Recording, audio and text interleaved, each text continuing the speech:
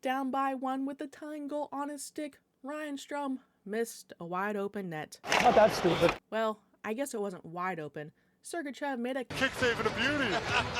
adding another Save of the Year candidate by a non-goalie. Strome did all the hard work, made a slick move around the goalie, and looked like he had a yawning net. But what an effort by Sergachev. Strome and an empty net, name a more iconic duo. Oh, come on. Rangers fans know this all too well, and now, as a Ducks fan, I do too. Truly astonishing how many open nets he's missed this season. Again, great save, but it's almost comical how typical this has become. Strome is probably the nicest guy on the team that I've met, but as long as he's being treated as a 1C, this team isn't going anywhere. And the thing is, he's actually having his best season as a Duck, 4th on the team in points. Probably says more about the Ducks. But he should not be prioritized over Zegras, who should be playing center, but isn't. Strome had a great chance to start the game too. Vetrano forced an early turnover and set up Strome on a breakaway, but he was denied. Husso made his Ducks debut rocking a Red Wings mask and was solid, making 36 saves. Probably wants one of his goals back, but he was good early with a point-blank save on Doan. Terry spun and bought time before setting up Strome, who fed Gudas for a chance in front. Similar to the play where Trouba scored last game against the Caps, but no goal this time. Utah got on the board midway through the first. The Ducks did a decent job picking up their man on Doan's rush, but Colangelo lost McBain, who redirected a shot from the slot to make it 1-0 Utah. The Ducks were called for too many men, but they managed to kill the penalty off. Carlson forced a turnover and fed Vetrano in the slot, but the first ends 1-0.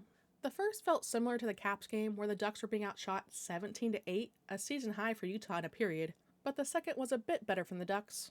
The second began with the Ducks killing off another penalty, and thanks to a post after Hellison got walked, they survived.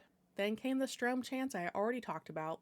Utah hit another post, and the game started to get physical, though not as intense as past matchups between these two.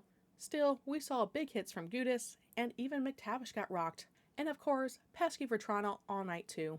With 5 minutes left in the second, Utah doubled their lead. The Ducks simply couldn't clear the zone. Zellweger overskated a puck battle, and Utah jumped into open ice. Gunther found Kerfoot, and he beat Husso blocker side, 2-0 Utah. Then, off the bench on the board, Alex Killorn. The Ducks got one back. Carlson led the rush, drew defenders, and dished to Killorn, whose shot deflected and squeezed through. Ducks back within one. With 20 seconds left in the second, Vetrano and Sergachev got into it.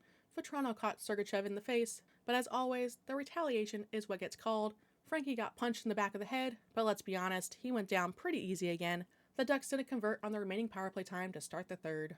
But out of the box, Sergachev takes another penalty. This time the Ducks had an answer as they put their better second unit out.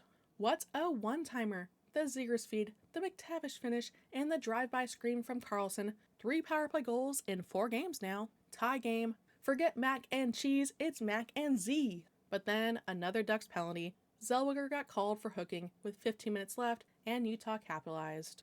Puck movement on an extended shift backed off the Ducks PK, giving Utah space for their own power play one-timer. Gunther buried it, 3-2 Utah with 13 minutes to go.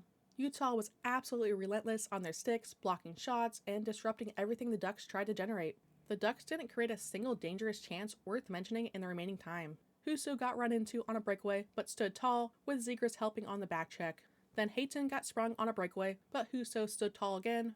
The Ducks put up a valiant defensive effort with the goalie pulled, McTavish and Trouba blocked shots, and thanks to one late post, the game still ended 3-2, Ducks lose. They fought back to tie it, but Utah got sticks on everything the Ducks tried to do, and while Husso wasn't bad, actually solid, you can't allow 40 shots on him. 8 points out of a wildcard spot with 17 games left. It's starting to slip more and more. The Ducks have lost 4 of their last 5, including 3 against wildcard competitors in Utah, St. Louis, and Vancouver. These are big games, meaningful games, but the Ducks have just not come to play. At least they have an excuse this time, not getting to their hotel till 3:30 a.m. or 2:30 a.m. Cali time. But I'm sure this happens more than we know, it's part of the job. Also, Utah is roughly a 90-minute flight. Could they just not fly out in the morning? Credit to Cronin for switching up the lines during the game, but here's what doesn't make sense. He's seen the Ducks produce less offense in games before and didn't adjust, so why now? It was the right decision, they weren't generating anything pretty much, but it's just weird. He also shortened his bench, which sounds like a good call most games, except not on a back-to-back. They look tired, and when you're trying to come back in a game, you need a goal. Why bench Gauthier and Colangelo, who have been scoring, over Lunderstrom, who provides nothing offensively?